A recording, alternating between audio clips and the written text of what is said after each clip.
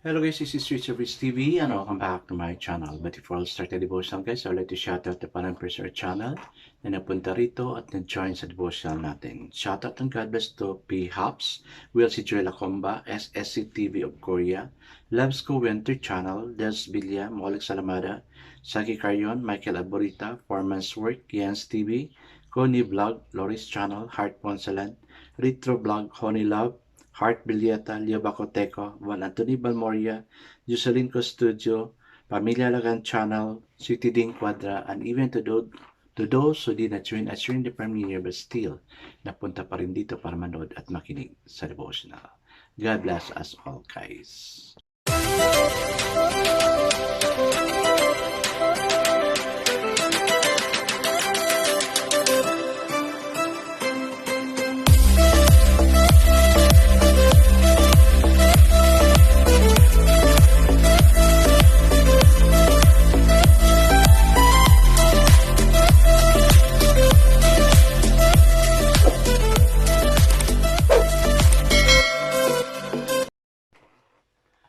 Hello guys, it's Friday again and there's a reason for us why to become happy because tomorrow, no, wala na ng trabaho, makapagpahinga na naman tayo at sana preparing ourselves for another week, next week na all is well by God's will.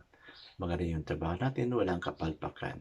Maski yung relationship natin sa pamilya, no, sa mga tao sa paligid natin, maganda rin. Kaya, happy tayo, Lord. I guess let's now proceed to our devotional. Let's open our Bible to James chapter 1, verses 19 to 27. This is about listening and doing. Still, guys, I'm using the devotional study Bible because the words used here is so simplified na maintindihan talaga natin. Okay?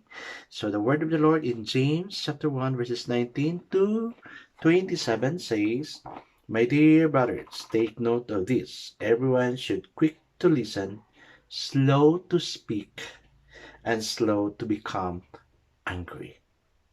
For man's anger does not bring about the righteousness life that God desires.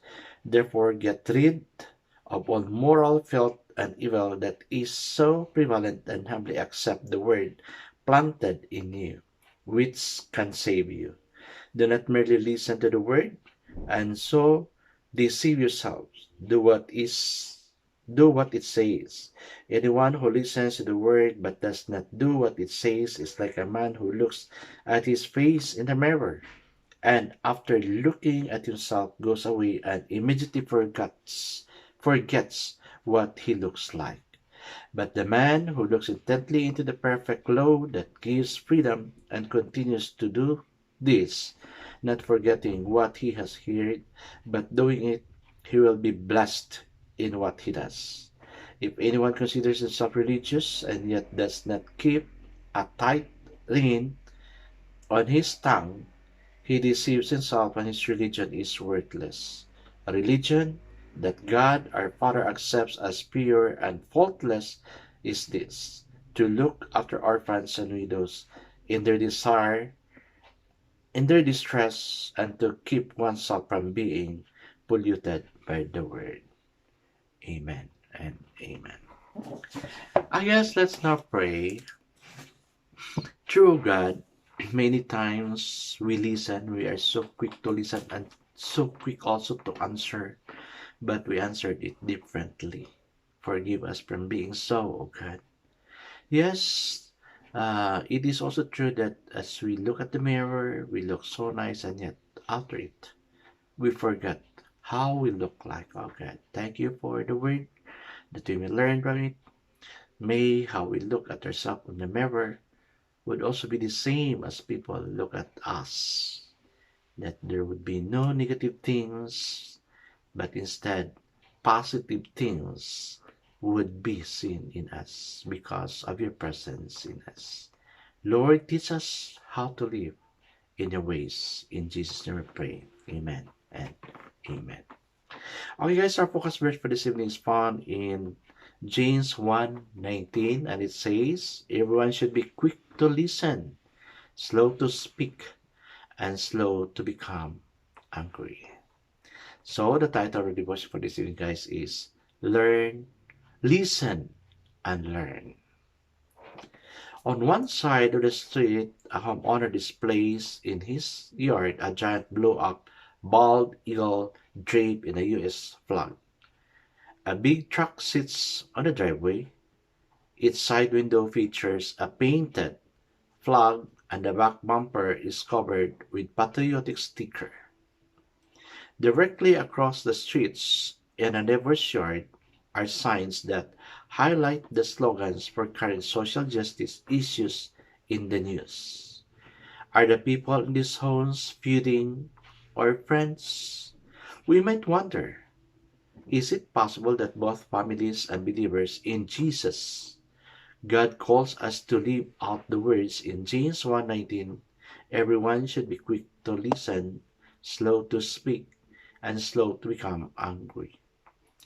Too often, we stubbornly hold on to our opinions and aren't willing to consider what others are thinking.